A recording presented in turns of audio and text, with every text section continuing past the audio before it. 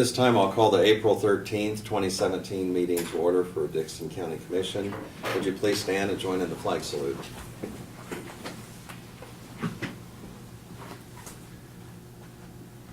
I pledge allegiance to the flag of the United States of America and to the republic for which it stands, one nation, under God, indivisible, with liberty and justice for all.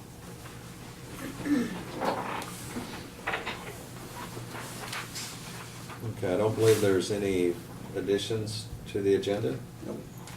So at this time, I'd move that we approve the agenda as written.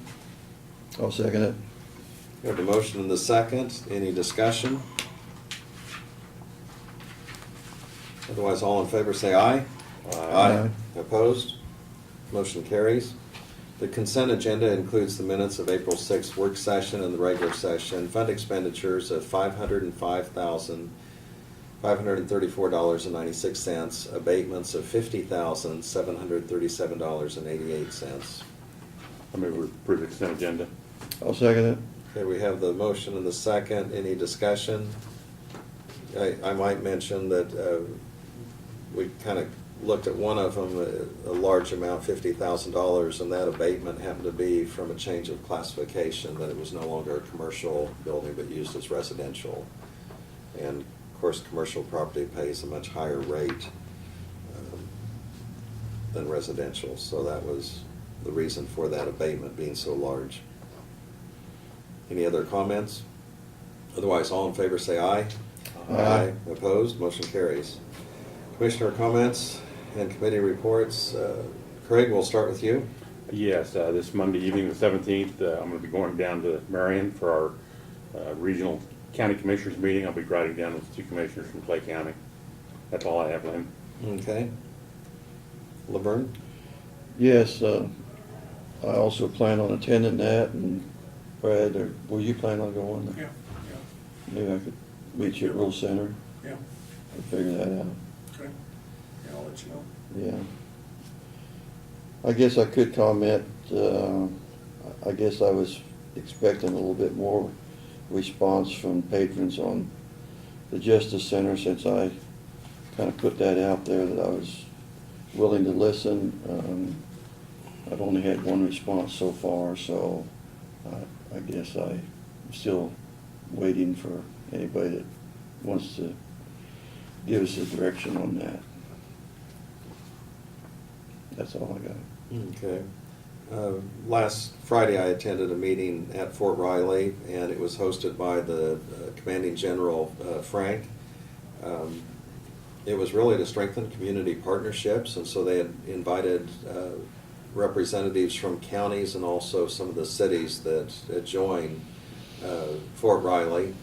And I was very pleased. They had an area where they could showcase some of the various cities or events within cities. And Abilene was represented by Julie Roller and Jane Foltz.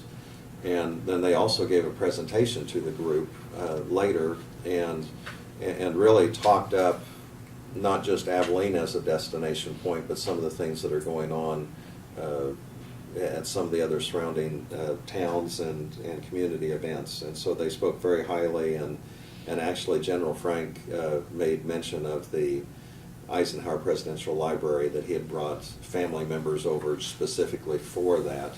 And so he kind of gave us a commercial right at the get-go, you might say, more of a testimonial, I guess it would be more accurate, on how impressed he was and how fortunate Fort Riley is to have something like that so close by. So, but anyway, it was just a positive event, and Wamego was there, and Council Grove representatives from Gary County, from Manhattan, and so, you know, the main idea is that it is a two-way street. We're close by to Fort Riley. We have a lot of the residents that are connected to Fort Riley that live in our county, and so it's certainly very worthy to strengthen that community partnership. And that's pretty much all I have. Are there any comments that anyone would want to make on any item that is not on the agenda? I will add one thing. Earlier this morning in our work study session, we had Janelle Dockendorf and Diane Brino in here, and we were talking about some budget items, but also the pay plan that we have for county employees. And I think all of us need to recognize and remember that employees are a great asset of any organization, and the abilities and talents that they bring, the services that they provide, sometimes it's taken for granted. But retention of employees is certainly important, and attracting some of the best capable employees. And so this is something that from time to time we look at, not necessarily every year, but we were thinking we needed to establish a pay plan, and so we've got that on the table, and we'll bring that up maybe as an action item. We talk about the next two meetings, but probably next meeting would work on that. And so anyway, I thought I'd go ahead and bring that up at this time. Since there are no public comments, Brad, if you'd offer your report at this time, please. Sure. Just an update on the two bridge deck projects. They're both going very well. Of course, you visited Jeep Road last week. Jeep Road, with any luck at all, will be reopened middle of next week. They were looking at, they poured quite a bit of the deck and looking at finishing that up here the first of the week, to the point where they will be able to open the road, or open the bridge up, and time will climb right back, we're in the middle of the meeting, and be able to open it up for a month or a month and a half until they come back for a day or so and do the epoxy. Solomon is taking some more resources than they had anticipated. It'll be about a week or 10 days behind that, but it will also be done in the deck. They use the high strength or high quick curing concrete. They'll be able to open it up to traffic for a month or 6 weeks until it cures. Then they'll come back for a day or so and do the epoxy on it. So I know we told everybody, for 4 to 6 weeks, and hopefully it'll be 3 weeks to 4 weeks instead. So they're going very well. Question, Brad, when you're doing that epoxy, I know the Chapman Bridge on Ring Road or Chapman Creek, I know there's some wearing on there. I mean, could, since they're gonna be here, would there be a possibility, go out and look at it and see if there's some spots that are, wore off? Yeah, I mean, what, or, may not be able to afford to do it this year, but when or maybe be able to do it next year when they're doing the bridge at Yeah, I can get on one Rain. and look at it, what I'm saying. When they're doing the one on Rain Road next year, when they do that, maybe that, because it's been done quite a few years ago, and, Yeah, it's probably been 8 to 10 years ago we did that. yeah.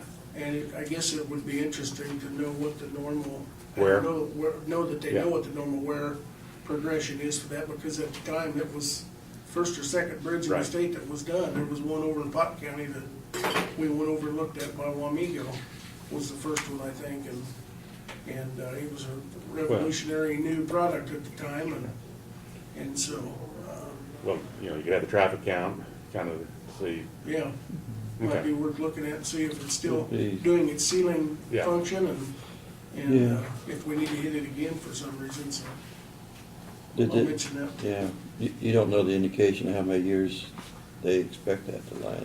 I don't. I don't know that they know, honestly, No. just because that was one of the first bridges that was done over there, and kind of the experiment bridge, kind of like the lightweight bridge down there, we just don't know, so. But now we're learning in a negative way what the deterioration factor is of concrete, because I can tell you that a couple of bridges that were built in 1975 and 77 in our county are now being redecked, but I don't know what the longevity is gonna be now that we're sealing them, so don't know that I'll live long enough to give you that answer, but unfortunately, it's part of that process, is it's ever evolving in technology, so. The guys did open Deer Road back up earlier this week. They were down there, if you remember, in the big dip in the road, the sinkhole that kept sinking where the road was dipping. And they dug down and got that taken care of and got it reopened yesterday. So it's been repaired, And So- hopefully it's repaired once and for all, where it doesn't do that anymore, so. Do you know for just what they did do? I can give you the general repair was they dug down rather deep to dry soil. They put some pretty good sized riprap in there and slowly built that up and compacted it very heavily. And then they came back up and put several lists of asphalt. And that's what Caw Valley claims will keep it from doing it anymore. So that was after we'd done the core samples. They went out and drilled to figure out whether or not we had some springs in the area and how deep they really needed to go. And I know they went down 20 feet on the drilling, is what Martin said. So they were comfortable that the fix would be able to take care of it. I guess time will tell. So, but they got it back open yesterday. Yesterday, we also had a demonstration for a computer-aided dispatch program in the basement. The vendor was in that we currently have and have had since April of 2000. As Sherry in her presentation some time ago told you, with the next generation 911 stuff coming in the future, we're going to be forced to upgrade our CAD software. The vendor that we have had no longer provides that upgrade, so we would have to go with, it's a sister company to them that actually bought out Global Software. But we had representatives yesterday from that company, as well as in the basement, we had 911 and the Sheriff's Department, the Police Department, Chapman Police Department, and other law enforcement agencies in the county that actually utilized that. We're all in the meeting, and it went from 9 till about 4:30 or 5 yesterday, and it was a pretty good meeting. And the purpose of the meeting was for everybody to use it to determine if the new product will be what we're looking for in the future. So I don't know what the outcome of that was. I had to leave the meeting a little early to get some stuff prepared for today, but I'm sure in the next week or so we'll probably come up with some opinions on how everybody feels. So I do, of course, Greg mentioned the meeting Monday night, so we've got that in Marion County, and then I also will be doing a presentation at Frontier States on Tuesday evening on the Justice Center. I was asked to come talk to them, answer some concerns or questions they have.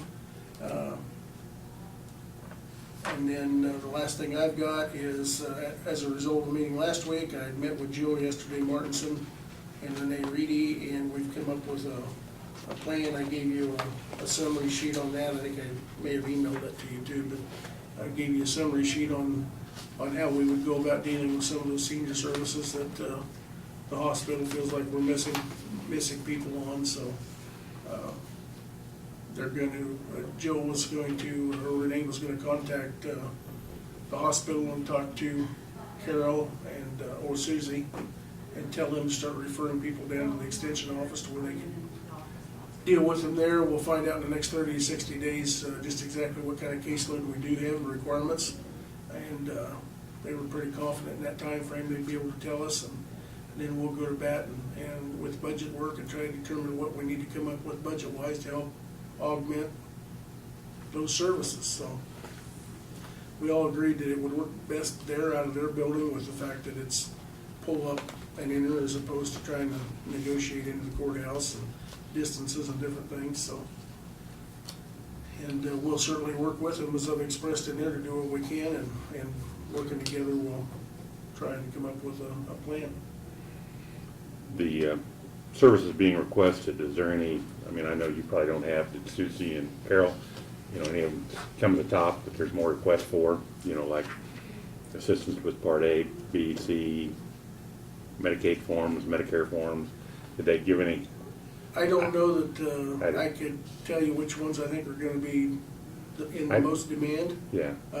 From what they said in their conversations last week, I took it that the new Medicaid and Medicare forms, the applications that were 30 or 40 pages long, are just throwing people for a loop.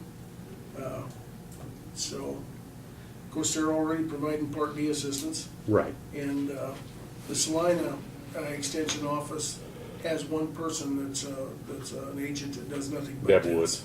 Yeah, and so they were going to reach out to them too and kind of get a feel for how they're doing things. The one concern that we all have is the reference sheet that used to be down here that, as we indicated, had a number of names on it that probably were less than stellar.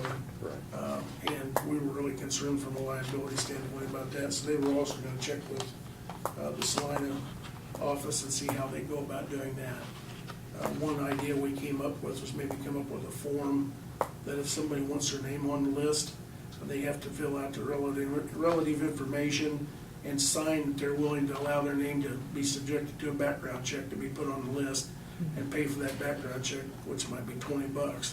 But if somebody is a convicted felon or has some ulterior motive that's less than stellar, they probably wouldn't want to go to that extent, number one. And number two, at least gives us some comfort level that we have checked into those people that we're putting on that list that would go into a senior's home and do services for them, and that they're not wanted or they're not convicted of a crime of dishonesty or something of that nature, so. I know I see here that you've, meeting with the extension agents, has Jill spoken about it? Has she contacted her board and yet or not about, if they'd be willing to, I mean, just because she thinks it's a good idea, we need to have the board, the extension board, be on. I don't know that she had yet or Okay. not, Craig. I know it's, it's real quick, I mean, Yeah, it all kind of Yeah, transpired right, rather right. rapidly. Obviously, from what I understand, that's part of what Renee's function already is. This would just be adding to some of those yeah. those functions and expanding some of the scope that she does. Well, and there is another person down there that's part-time. I don't know if they could, shift some of that work over to, some of the questions or, rather than having the knowledge of everything, kind of specialize in.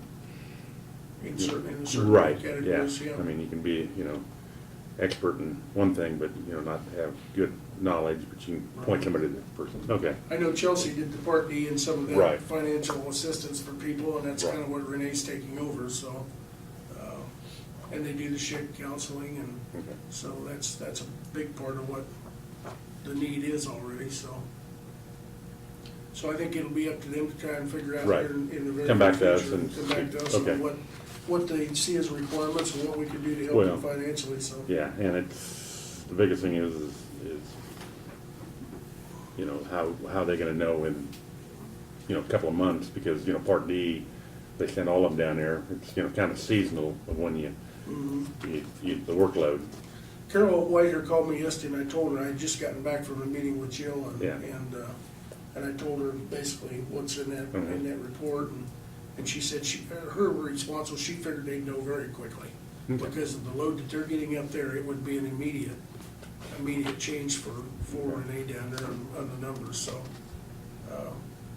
She seemed pleased that we had taken the initiative to meet with her and do something, so.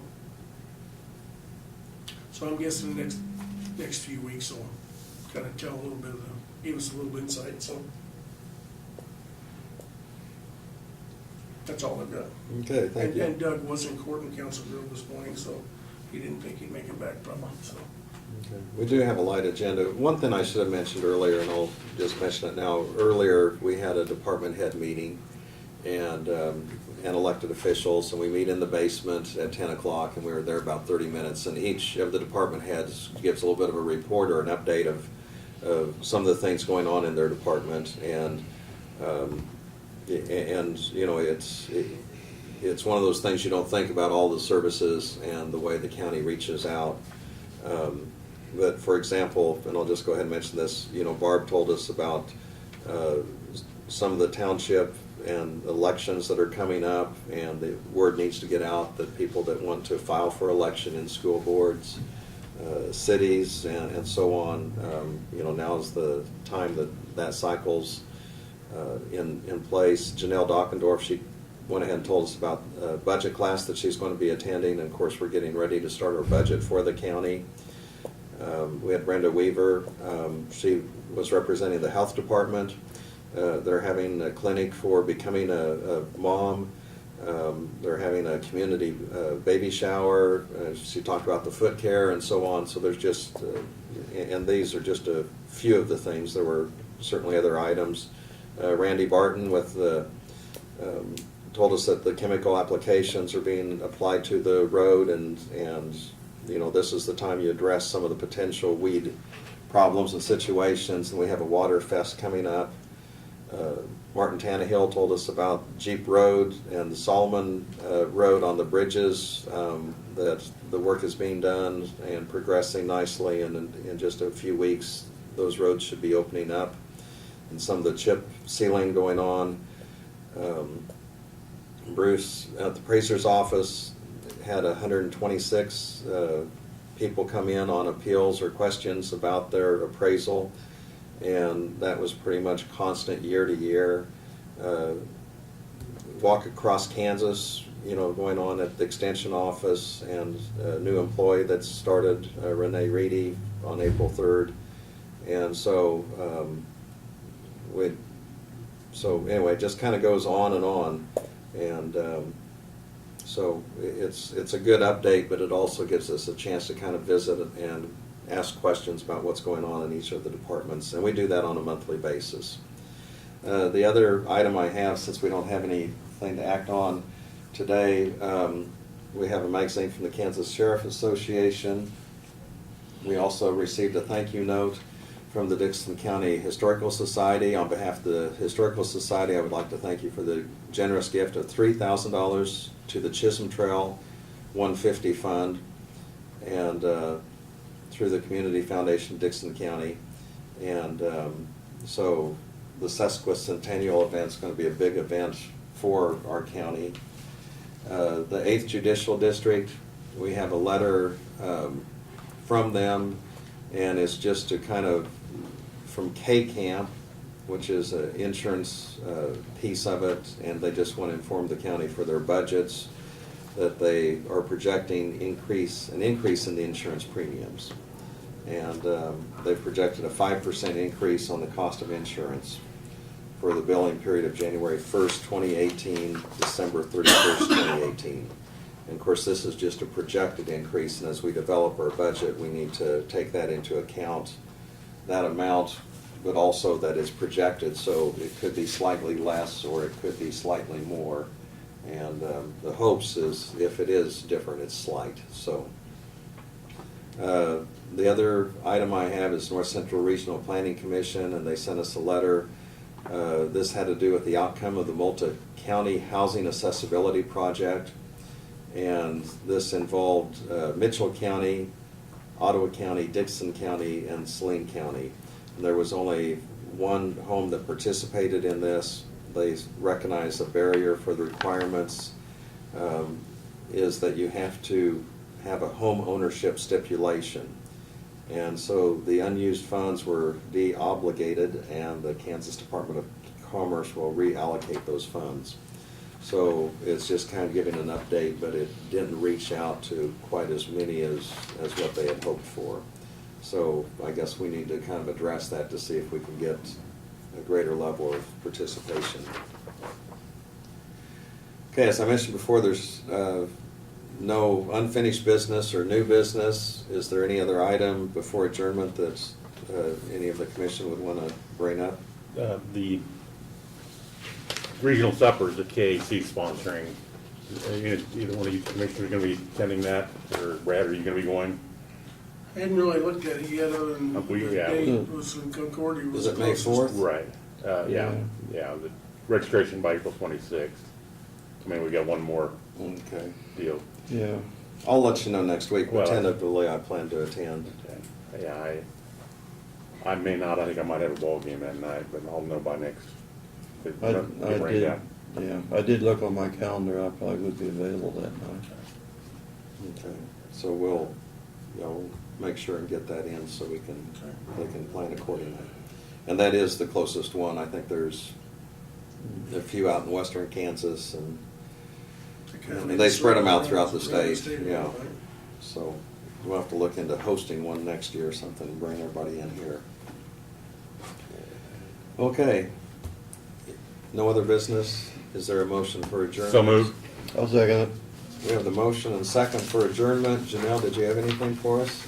We have a couple invoices that we're going to be cutting for the Navarre Can Step to finalize that. I've got the last few in, so we need to get those cut before the 18th when our review is, so I want to make sure you're comfortable with that. Okay, so we can put that on next week's agenda? No, No. it should be It done needs before. to be Or done the eight- before. Oh, the 18th, yeah. Yeah. So it's $11,734.59, and it'll be the final invoices to KVK and to Brian's Plumbing. We need a motion to You approve can land. approve that today, and that way, we- Land Yeah, let's- design. Yeah, Let's go ahead and pull the previous Oh, yes. motion and second, if you're, Yeah. well, No, that's withdraw fine, your because then second you got motion. four. I withdraw. Okay.